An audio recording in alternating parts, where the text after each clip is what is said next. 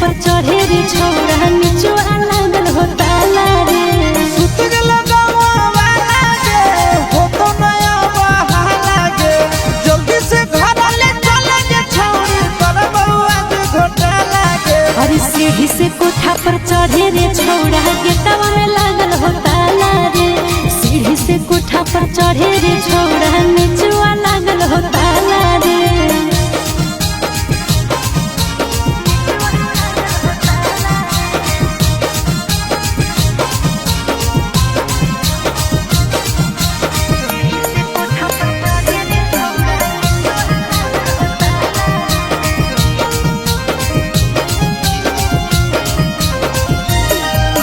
सुतल हो मैया के जागल हो छौड़ी चुमा लियल मन पागल हो छौड़ी।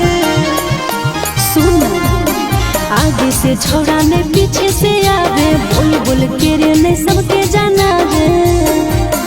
दिल में हो तोरे काला गे ऐसा ना हमरा बुझाला गे बिना ले ले आज जइबो न छौड़ी जीजवा सैया वाला गे। अरे सीढ़ी से कोठा पर चढ़े रे छौड़ा गेटवा में लागल हो ताला रे। सीढ़ी से कोठा पर चढ़े रे छौड़ा निचवा लागल हो ताला रे।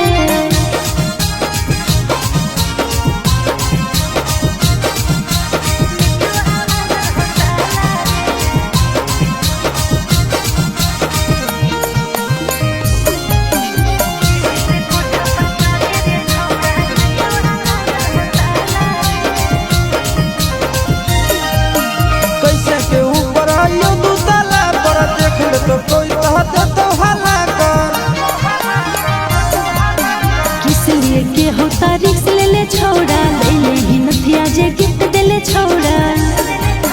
बोलो तोरा चिट्टू राजा गे खोले जल्दी दादा राजा गे जैतो नया जाया सिस तोरा ले ले बिना मजा गे। अरे सीढ़ी से कोठा पर चढ़े रे छौड़ा गेटवा में लागल हो ताला रे।